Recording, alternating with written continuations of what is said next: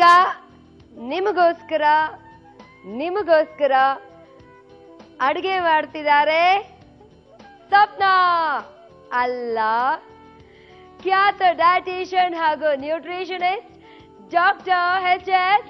ಪ್ರೇಮ. ಬನ್ನಿ madam. Madam, ನಾನು ತುಂಬಾ ಹೊತ್ತಿಂದ ಇವ್ರ ಕುತೂಹಲನ ತಡೆದಿಟ್ಟಿದೆ. ಈಗ ರಿವೀಲ್ ಮಾಡ್ಬಿಟ್ಟಿದ್ದೀನಿ.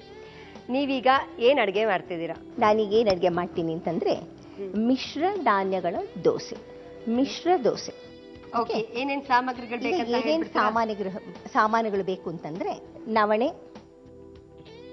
ಅಕ್ಕಿ ನೋಡಿದ್ರ ಈ ತರದ ಅಕ್ಕಿನ, ಕಪ್ಪು ಬಣ್ಣದ ಅಕ್ಕಿ, ಉದ್ದಿನ ಬೇಳೆ, ಜೋಳ, ಗೋಧಿ, ರಾಗಿ, ಮೆಂತ್ಯ, ಇದಕ್ಕೆ ಉಪ್ಪು, ಕಡೆಗೆ ದೋಸೆ ಮಾಡೋದಿಕ್ಕೆ ಎಣ್ಣೆ. ಓಕೆ, ಏನೇನ್ ಸಾಮಗ್ರಿಗಳು ಬೇಕು ಅಂತ ತಿಳ್ಕೊಂಡ್ವಿ. ಶುರು ಮಾಡೋಣವಾ?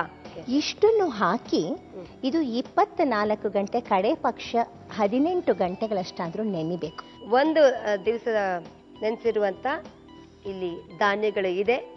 ಇದನ್ನ ಏನ್ ಮಾಡ್ಬೇಕು? ಇದನ್ನ ನಾವು ಮಿಕ್ಸರ್ ಅಲ್ಲಿ ಹಾಕಿ ದೋಸೆ ಹಿಟ್ಟನ್ನ ರುಬ್ಕೊಳ್ಳೋಣ. ಇದೇ ಪ್ರಪೋರ್ಷನ್ ಅಲ್ಲೇ ಇದೆ, ಅಂದ್ರೆ ಈಕ್ವಲ್ ಪ್ರಪೋರ್ಷನ್ ಹೇಳಿದ್ನಲ್ಲ ಹಾಗೆ.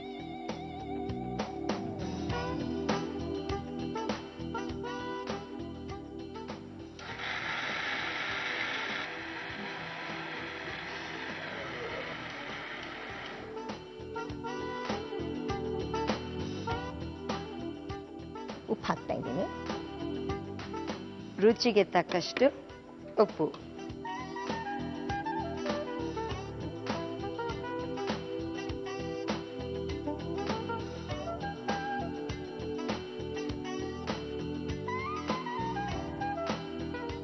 ಅಲ್ಲ, ನೀವ್ ಯಾವಾಗ್ಲೂ ಹೇಳ್ತಿರ್ತೀರಲ್ಲ, ಹಾ ಘಮ ತುಂಬಾ ಚೆನ್ನಾಗಿದೆ ಅಂತ. ಅದು ಇಲ್ಲಿ ತನಕ ಬರ್ತಾ ಇದೆ ಘಮ. ಬರ್ತಾ ಇದೆಯಾ? Thank you. ಕರೆಕ್ಟ್. ಇನ್ನೊಂದು ಇಂಪಾರ್ಟೆಂಟ್ ವಿಷಯ ಹೇಳ್ಬೇಕು. ಇದೇ ಬೇಸಿಕ್ ರೆಸಿಪಿನ ನಾವು ಒಂದೊಂದು ಕಾಯಿಲೆಗೆ ಸೂಟ್ ಆಗೋ ಹಾಗೆ ಇದ್ರದ್ದು ಪರ್ಮುಟೇಷನ್ ಕಾಂಬಿನೇಷನ್ ಮಾಡ್ಬೋದು. ಡಯಾಬಿಟಿಕ್ಗಾಗಿ, ಆಸ್ಟಿಯೋಪೊರೋಸಿಸ್ಗಾಗಲಿ, ಅಥವಾ ಪೋಸ್ಟ್ ಮೆನೋಪಾಸಲ್ ಸ್ಟೇಜಲ್ಲಿ ಆಗಲಿ, ಅಥವಾ ಪಿಡಿಯಾಟ್ರಿಕ್ ಕೇಸಸ್ ಆಗಲಿ, ಜಿರಿಯಾಟ್ರಿಕ್ ಡಯಟ್ಗಾಗಲಿ, ಇದಕ್ಕೆಲ್ಲಕ್ಕೂ ನಾವು ಈ ಪರ್ಮುಟೇಷನ್ ಕಾಂಬಿನೇಷನ್ನ ಬದಲಾಗ್ತಾ ಹೋದ್ರೆ ಒಂದು ಸ್ಪೆಸಿಫಿಕ್ ನ್ಯೂಟ್ರಿಯೆಂಟನ್ನು ನಾವು ಜಾಸ್ತಿ ಮಾಡ್ಬೋದು.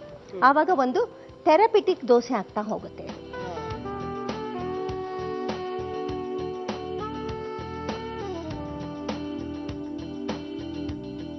ಹೋಗೋಣ. ಹೌದು, ಬೇಕು ಮೇಡಮ್.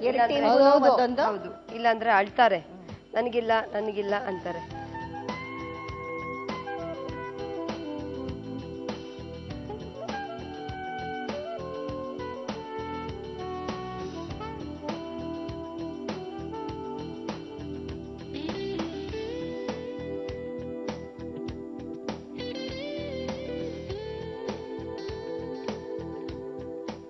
ಸಪ್ನಾ, ಮಿಶ್ರಧಾನ್ಯಗಳ ಆರೋಗ್ಯಕರವಾದ ದೋಸೆ ರುಚಿಗೆ ನೋಡಿ.